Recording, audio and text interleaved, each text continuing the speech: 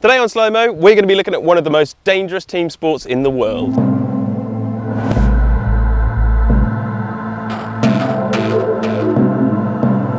So Si, we've come to the training ground of Bath Rugby Club, and I would love to slow down some of rugby's key moves. And I want to look at the impact of tackles and scrums and how applied physics can allow players to manipulate the movement of the ball. We've got the tools for it, so let's get cracking.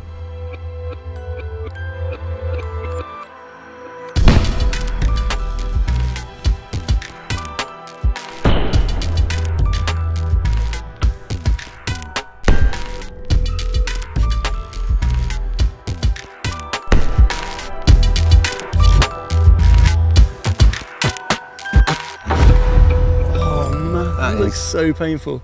The kind of damage you get from a tackle from a guy this size is similar to what you'd get in a car crash at 70 miles an hour or 112 kilometres an hour. And one of the British players this year, Kieran O'Connor, managed to shatter his kidney in 4 places from a relatively harmless looking tackle.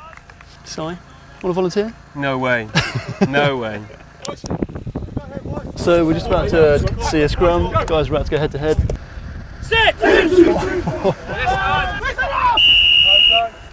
That was awesome. I definitely wouldn't want to be in the middle of that.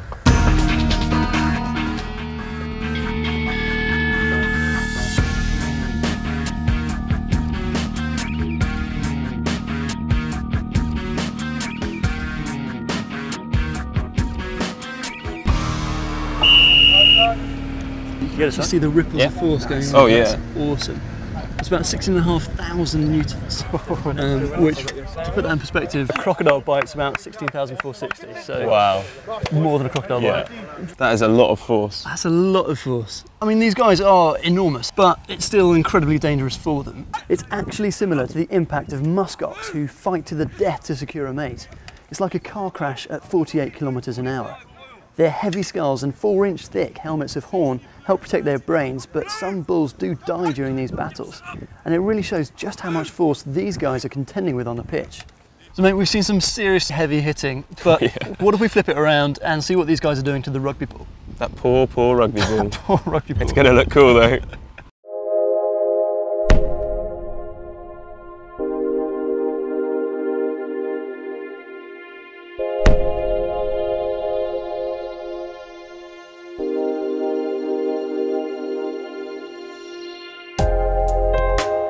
Rubber kicks are a kind of weird one because they look a little bit messy. I mean, you said yourself, like, it looked like you fumbled it. It looked like you fumbled it, and that's kind of exactly what you're trying to do with a rubber kick, is actually create more drag. Because as it's going end over end, just about there, and that end really hits in, then it pops up perfectly. Bounces off the deck. And Anthony would have been away carrying it off again. So not as fumbly as it looks. Not as fumbly as it looks. Very sneaky move, in fact. Some nice applied physics there.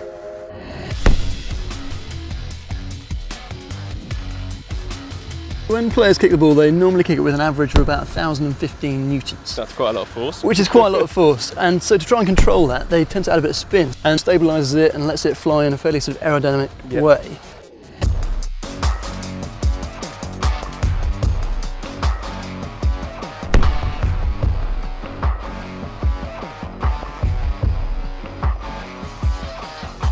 So you see here, Gavin Henson's just kicked this wonderful spiral kick. The clever bit is when he's kicked it, it's a slightly sort of upward angle, so that's kind of giving it a little bit of lift as it goes, and also it kind of acts a little bit like a parachute, so it's just when it starts to come down, it's keeping a lot of that face open. Right. And so just letting it carry further. And so that spiral kick is actually exactly the same with the throws that we see when they're passing. So they apply the same sort of tactics with the throws as well as kicking it? Exactly the same, yeah.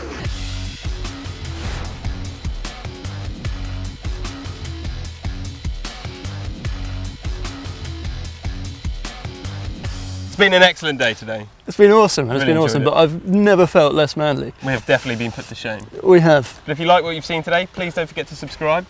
And do let us know if you've got any ideas for other slow-mos in the comments below. We do love them. And otherwise, we'll see you next Thursday for another edition of Slow Mo. Boom!